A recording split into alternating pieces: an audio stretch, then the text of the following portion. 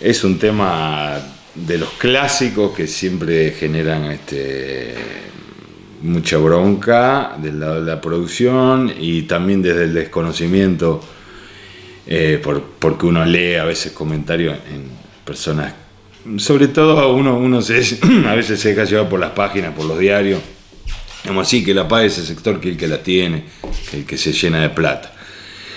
Y lo que hay que hacer por ahí es desmenuzar un poco cómo viene la cosa. Si bien retención es ya un tema que ya lleva 13, 14 años, sí, y que también se aplicó en otras etapas de la historia argentina y se ha aplicado con todos los gobiernos, digamos, no es algo que tenga que ver con un partido o con otro, que también se podía agregar que en el momento que Mauricio Macri también es presidente intentó sacarla y por algún motivo no se pudo y se volvió para atrás, ya que es un tema siempre vigente pero que genera rispideces en el sector. Como decía, bueno, uno tiene mucho tiempo en la cooperativa, también en la Federación Agraria. Claro. Desde la Federación Agraria siempre se dice, y por lo menos un grupo importante es, mientras existan las retenciones, tiene que ser diferenciada. Que ahí nos separaríamos de la mesa de enlace en algún punto, porque en realidad, qué sé yo, hoy la Sociedad Rural estos días hizo una presentación, y que hay un juez que la tomó para quitar las retenciones porque están fuera de presupuesto. Al no estar aprobado el presupuesto, estaría esa posibilidad. Y en ese punto a nosotros nos parece que es algo bastante ilógico. ¿Por qué? Volviendo a lo que decía el gobierno de Mauricio Macri, estamos en pleno arreglo con el fondo, no me parece descabellado ahora que se quiten las retenciones, pero debería ser algo planificado. Puntualmente por tu pregunta, bueno, 2 puntos más, 2 puntos menos, uno lo puede ver como que no es nada. Desde el sector se entiende que si viene sobre los exportadores, que son 6 o 7 empresas, que son las que hacen la harina y que exportan el aceite, en definitiva repercute en el precio de la materia prima al productor. Claro. Termina pagando el productor. ¿Qué tiene bronca? ¿Por qué? Porque tiene un dólar desdoblado, que estamos en un momento histórico del precio que es buenísimo, pero que hay productores que no van a tener rendimiento y sobre todo en algunos en Camilo Aldao y en otras zonas donde no se va a cosechar nada. Entonces cada uno vive en su mundo. Y por ahí hay grandes productores que la verdad que se quejan de lleno. Entonces habría que desmenuzar todo eso, que por supuesto que tiene razón, si yo la genero, yo invertí. Lo cierto es que el tema da para hablar de cuánto se paga el alquiler en Argentina y que está bien que haya gente que tenga vida de renta porque la unidad económica ya no le da, pero si uno se compara con otros países y que lo hemos hecho a través de Federación Agraria, con gente que ha viajado, ha estudiado otros casos, el alquiler en Argentina es el más caro, digamos, ahí ya tenés casi la mitad de un socio, la otra mitad más grande que el otro socio es el Estado y después tenés que pelear con quien te provee los insumos, que ese sí cotiza otro dólar, entonces por eso hay mucha bronca cada vez que se ponen más impuestos en el sector. Ahora, viendo la Argentina, donde el único proyecto internacional elegido para nosotros somos abastecer materia prima, y es el único sector que hoy genera, si no es el minero, es el de energía y petróleo, es el sector de producción de grano, que en eso somos muy buenos, por condiciones naturales, por capacidad del productor, y porque tenemos una infraestructura que nos permite hoy ser jugadores importantes de la exportación. Volviendo a los 2 puntos, yo creo que va a complicar a las fábricas, digamos, lo que se le dice fábrica, que son las que procesan, pero que en definitiva va a repercutir en el precio hacia el productor y esos $500 que veíamos hace no más allá de 10 días, hoy ya se refleja en el mercado, estamos hablando de $450. Ahora, si ese fondo realmente va a servir, supuestamente es un fondo para, de alguna manera, compensar de que no suba la harina tanto para hacer pan y para hacer fideo, ojalá sea así, y que no vaya a otros lugares del Estado. Claro. Y por otro lado también se estaba formando un fideicomiso con respecto al trigo, al maíz, porque, digamos, quien produce grano hoy está globalizado, donde todos los días cotiza a la mañana, a la tarde y a la noche. Tenemos mercado asiático, mercado de Chicago nocturno. Sí. Ahora, el que produce animales, que necesita maíz, la verdad que cuando vende ese animal llega al mercado y lo recibe el consumidor local, la verdad que no es tan rápido. Entonces, la Argentina se merece una discusión de impositiva, sería la primera; la segunda, productiva, qué queremos producir, dónde va a estar el trabajo argentino, y ahí creemos nosotros que el agregado valor a las carnes es una. Por eso tenemos una planta de alimentos, por eso tenemos esperanza. Ahora, por ahí te mezclo muchos temas, pero hace menos de un mes se hizo la Fiesta Nacional del Trigo. Sí. Donde se sentaron todos los sectores de la cadena, los gremiales, los productivos, los procesadores, las cámaras.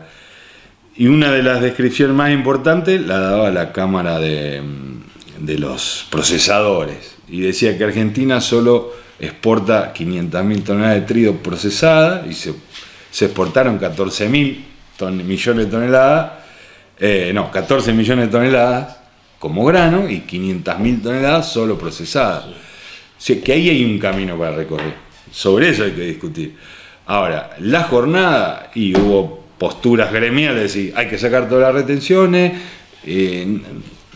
Desde lo productivo yo creo que tiene razón el gremio, y de esa manera se tiene que comportar, pero nos falta trabajar a través del Estado nacional, provincial, cómo podemos hacer más exportación de agregado de valor. En el caso puntual del trigo, un ejemplo. En el caso del maíz, es a través de más carne. Isaías, siempre caemos en unos temas cuando hablamos con vos sobre el tema de la industrialización, porque el procesamiento es la industrialización. Hace la década del 50, con Juan Domingo Perón, que venís dando sobre que Argentina tendría que industrializarse. ¿Por qué no se industrializa Argentina? ¿Quién tiene la culpa, según tu opinión, de que pasados ya 70 años todavía estamos discutiendo el tema de la industrialización que no se produce mayormente en la Argentina? Bueno, yo nací en el 70 y empecé a tener un poco de conciencia o de empezar a militar ideas a partir de los 90, y bueno, la etapa de la globalización. Sí. Argentina, la distribución de trabajo internacional ha sido elegida para producir materias primas. Aquel Perón que gestó las cooperativas, yo creo que ahí hubo una etapa donde se quiso intentar, que después viene a partir de la década pasada, digamos. Nosotros tuvimos una oportunidad con esto de cuando los granos suben, hay crisis, sigue siendo una oportunidad que grandes economistas lo dicen, y en la cual el sector cooperativo es el que tendría el capital nacional que podría aprovechar eso. Ahora, en esta vorágine diaria que todos los días cotiza Chicago y que China ya compra directo, es un actor que China o el mercado asiático, no lo está viendo, pero ese maíz que se lleva a nosotros termina engordando animales en China. Le pasó una crisis como la peste porcina africana. Invita a la Argentina a producir porcino, cerdo, para llevarse carne el Estado chino, porque tiene una demanda de 18 millones de toneladas, y nosotros en Argentina ni nos pusimos de acuerdo para ver cómo podemos hacer crecer esa producción. Digamos, esa era una oportunidad, y todavía sigue estando, como lo sigue siendo la vaca de conserva que se vende a China. Y bueno, hagamos verdaderamente un plan ganadero nacional para pasar de 50 millones de cabezas a 70 millones de cabezas, para poder tener más vacas esas para exportar, más carne, más cuota Hilton, más corte para Japón, que es una carne distinta, que se le da un alimento diferente. Pero habría tanto para hacer, y eso es lo que realmente va a dar mano de obra, sobre todo en estos pueblos. Bueno, pero habría tanto para hacer. ¿Quién se opone a eso? El mercado.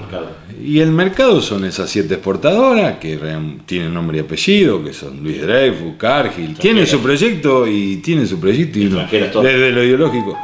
Sí, hoy por hoy quien puede estar terciando, quien estaba como empresa nacional, era Vicentín, que se diversificaba. Pero bueno, así fue la historia. Hoy quien lo podría hacer es Urquía, el que lo puede hacer es ACA, todo el complejo cooperativo, digamos. Claro. Pero bueno, ¿qué se dice del sector? Reglas claras. Por eso es discusión de las nuevas reglas impositivas, o si se quiere, lo que uno sí escucha de chico, la reforma tributaria. Lo que ha presentado el Consejo Agroindustrial el año pasado parece ser un bosquejo de eso, que dice nosotros vamos hacia 150, 200 millones de dólares, 200 mil millones de dólares exportados y generarían 700 mil puestos de trabajo. Pero bueno, pongámoslo a la mesa, porque lo están diciendo los 4 más grandes, son beneficios impositivos. Nosotros desde el gremialismo decimos, bueno, pero ¿y cuáles son esos 700 mil? Porque una vez se ve algunos bosquejos que es solo beneficio para algunos. Pero lo que tiene que estar en candente hoy en la tele debería ser esto. Uno escucha a artistas o a mismos políticos, lo que pasa en la Argentina no hay trabajo. ¿Y cuál sería entonces? En tu opinión, si está en la tele, ¿por dónde pasaría? A nosotros nos parece que por el agro pasa, pero no solo por hacer 150 millones de toneladas, porque eso es materia prima básica. ¿Sí? Esas 150, si la industrializamos, pasamos de un promedio de $300 a $600 a $1000 por tonelada exportada, debería ser el camino. En mi opinión, es justamente el tema que venimos tocando, la falta de industrialización en Argentina, porque no puede ser que una islita, que es Japón, que no tiene nada, tiene 120, 150 millones de habitantes, poco más se le pone a zapatear la hunden a la isla, y no tiene problemas, salvo un 3 o un 4% de desempleo, y muchas veces el 3 o 4% porque cambian de empleo, no porque están desempleados. ¿Por qué? Porque se industrializa todo. Entonces la base sería esa. Ahora pasan los años, pues la pregunta del principio. O sea, yo tengo 62 años, casi, me han 62 años este año, y pasan los años, yo no viví la época de Perón, por supuesto, pero me gustó leer la historia, y se viene hablando de esta industrialización de hace 70 años, no se produce porque a alguien no le conviene entonces. ¿Será el mercado? Y alguna vez también lo dijo Rosa. Digamos, el mercado, y son tipos que nos eligieron para eso. Y bueno, y no somos tantos habitantes, y además tenemos capacidades. Ahora la discusión es, y volviendo a las retenciones, sí.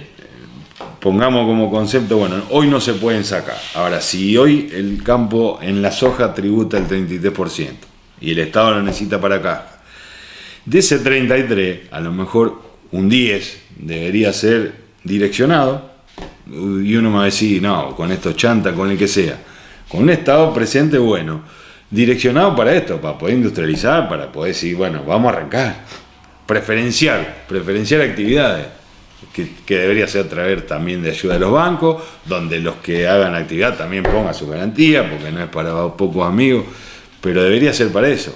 Volviendo al anterior gobierno, se recibieron, dice, entre 44.000 y 55.000 millones de dólares, pone lo que sea. Si en ese préstamo la mitad por lo menos hubiera sido para producción, al final se fue todo en finanza y timba. Y no te la van a prestar para que vos seas competitivo en algo. Entonces, bueno, eso es lo que debería discutir la Argentina. Si vamos a hacer un esfuerzo, bueno, hagámoslo. Pero decía, ¿para qué? Los bancos y los mercados no pierden nunca.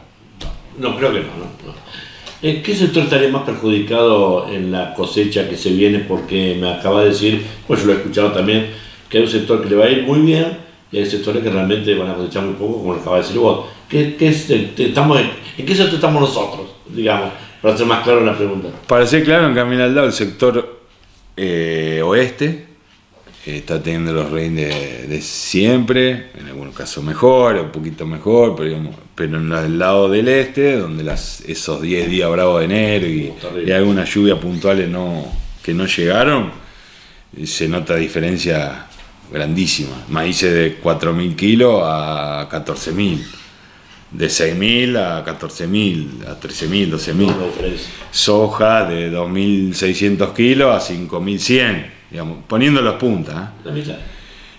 Son Camilo, pero uno se puede ir desde Arteaga hasta Casilda, uno se da cuenta que son soja de 2.000 kilos. Por eso, puntualmente, a lo mejor podemos ver que en la localidad, dentro de todo, fue un año positivo. Digamos. Puntualmente, algunos, y yo creo que a mí, por ejemplo, no voy a hacer lo que me vaya tan bien, pero también es algo que uno tiene incorporado como productor, que a veces puede pasar, sí. Pero por otro lado sí se ve con preocupación la nueva campaña, donde los precios, los rindes que tuvimos en trigo, por ejemplo, fueron excepcionales. Entonces vos cerrás un año muy bueno. Ahora, proyectar una nueva siembra de trigo, si bien estos días viene lloviendo y se recupera el perfil hídrico, digamos la humedad, que eso no lo maneja el hombre, tenemos la guerra de Ucrania, que es Ucrania, Rusia y China son los principales proveedores de fertilizantes. Sí, exacto. Donde, si bien hacen que aumente el trigo, también hace que aumenten todos los insumos, que nos permitan a nosotros ser parte de cubrir el mercado que cubrían ellos. Y nosotros en trigo, generalmente, estamos ajustados porque somos consumidores. Que puede variar de acá a diciembre. Ahora, si yo siembro con un fertilizante caro como ahora, hoy sembrar trigo, y estos son números de estos días, cuesta 30 quintales de trigo. Si yo tengo la visión del año pasado, que rindió entre 5 y 6 mil kilos, y capaz que le doy para adelante. Pero el anteaño tuvimos trigo de 1.400 kilos. Y lo mismo va a pasar con el maíz, por el costo de fertilizantes. Digamos, cerramos una muy buena campaña, la que viene se ve media. Sí, claro, tus posiciones ahí. Yo quiero preguntarte esto.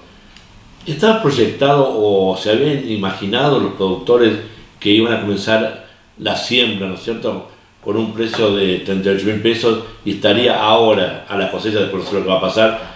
Bueno, yo no sé la última cotización, pero estaban 53 mil pesos, 54 mil pesos.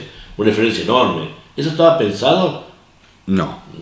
No, bueno, hoy la pizarra sería la pizarra de hoy, que es el precio del viernes, está a 4.818 pesos. No, era impensado, porque uno siempre ve el futuro de acá a 6 meses, de acá a un año. Son cosas que a veces suceden, esta es excepcional. Para los 3 granos, porque una cosa arrastra a la otra. Tanto las aceites como la demanda se combinó. Lo que venía pasando hace 2 meses, la seca brasilera, la seca argentina. Eso era. Se combinó también con una disminución de stocks de Estados Unidos y por ende stocks mundiales, que eso viene pasando desde hace 3 años.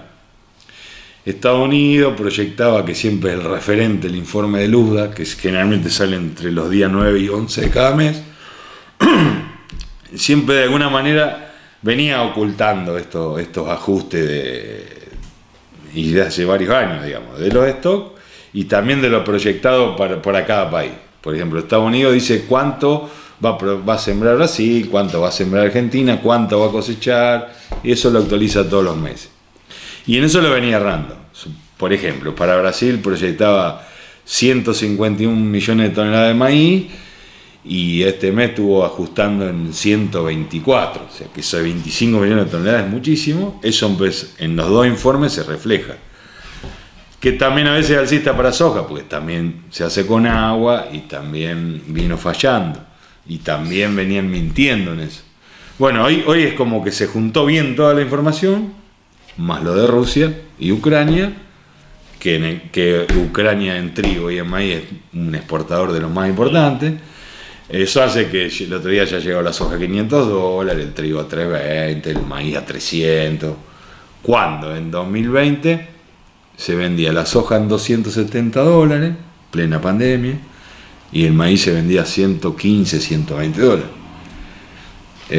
Son cambios muy, muy importantes, y la globalización tiene eso, de que hace una semana valía casi 1.000 pesos más y vale 1.000 menos. Por eso a lo mejor yo antes destacaba esto del que produce animal, el que produce leche, eso para esas correcciones lleva tiempo. Entonces bueno, por eso se vive una histeria de que, ¿cómo no vendía 5.400 la soja? Y sí, te lo perdiste, hoy vale 4.800. Ahora, era irreal también eso, porque esa información fue de una semana. Digamos, esto de ser globalizado es que estamos un poco histéricos. Como recomendación, y uno tiene que vender cuando necesita o hacer promedio. Si no, vivimos en una timba.